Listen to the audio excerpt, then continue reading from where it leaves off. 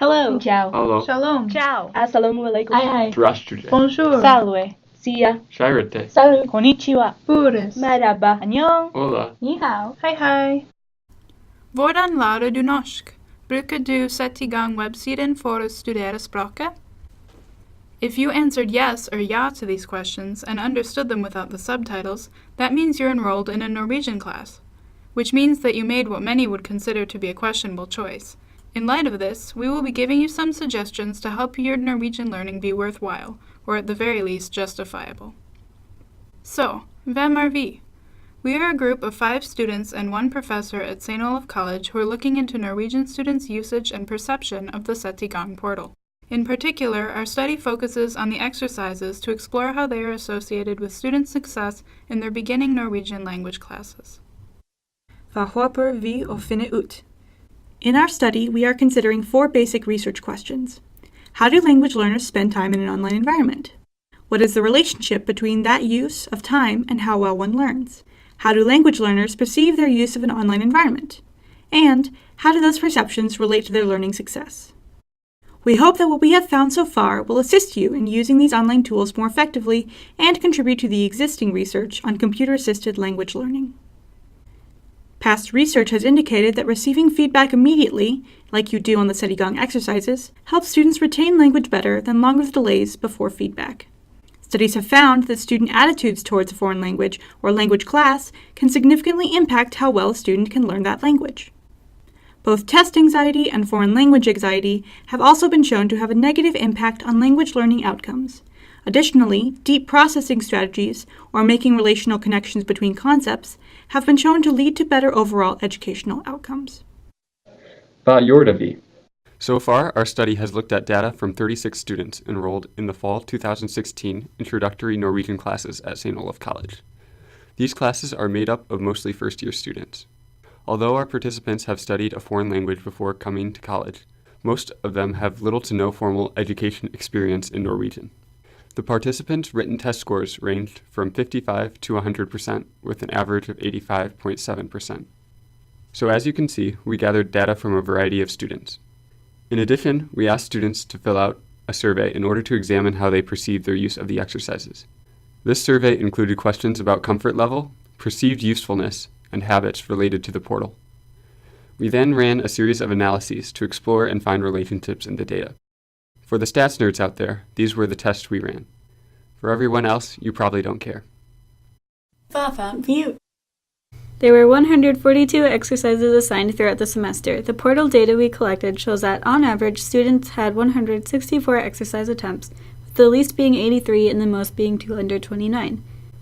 On average, students completed 86% of online exercises in chapters 1 through 3.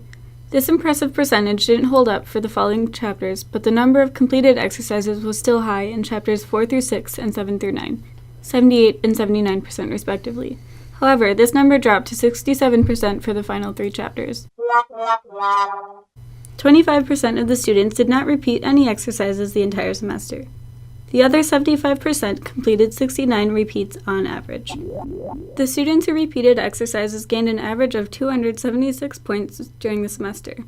The portal exercises were weighted at 7.5% of the overall grade, which means that this number of points roughly translated to about 1 percentage point in their course grades.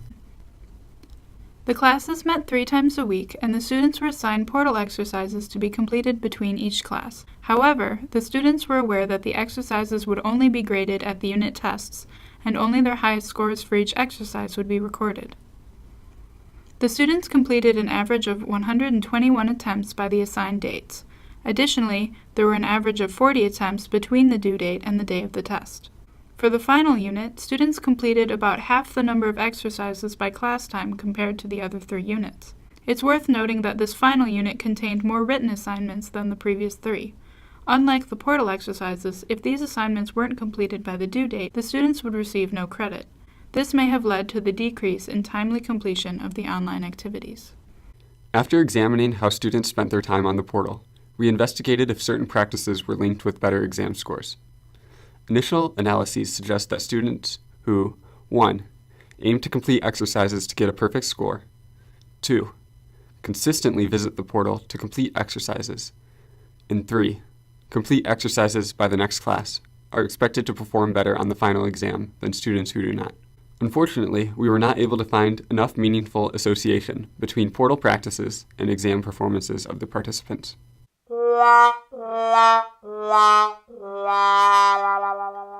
This could be due to the following. Only about a third of Norwegian 111 students agreed to participate in our study. Also, in general, the students who participated performed better on tests than the entire student pool. Therefore, our results may not be representative of their entire class. That being said, we are hopeful that a future study will touch on these questions with more significant results and discover new relationships that are not yet apparent. Compared to students who scored below 90 on the final, students who scored above 90 tended to repeat more exercises, earned more points on the portal, and completed more exercises by the time of the next class, rather than wait until right before the test. However, a few students were able to perform well without adhering to these practices, so we cannot say that any habits are universally required for success. Then, looking at the survey results, we saw that most students found both the exercises and feedback beneficial. Moreover, the exercises and the feedback were rated as very useful by 85% and 94% of the students, respectively. In addition, 89% of students reported that they were comfortable with completing exercises on the portal. While most students completed the exercises because they were required, other reasons also played a factor. 4 out of 5 used the exercises to study for tests, and 3 out of 5 to improve language skills. One student even stated that the exercises were fun. Although we focused more on the students' exercise data, we also asked them about their use of other tools on the portal. Students found the flashcards especially useful and used them often. The majority used the flashcards 3 to 4 times a week, and 80% reported that the flashcards were very useful. Other supplemental tools on the portal were not used as frequently. As for comfort level, 19.4% of students reported being at least somewhat uncomfortable with taking tests in Norwegian. 33.3%, that's 1/3 of the participants, stated that they experienced discomfort with learning foreign languages to some extent.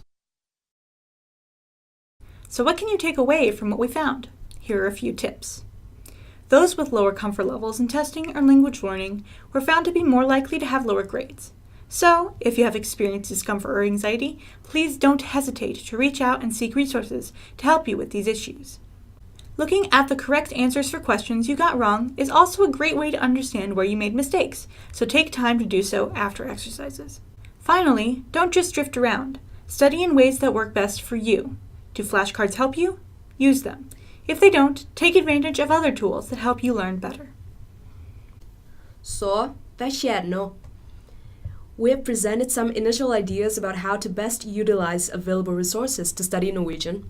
However, our results are by no means final or conclusive, and for that reason, we would like to continue the study by gathering additional data from second and third semester Norwegian language students at St. Olaf.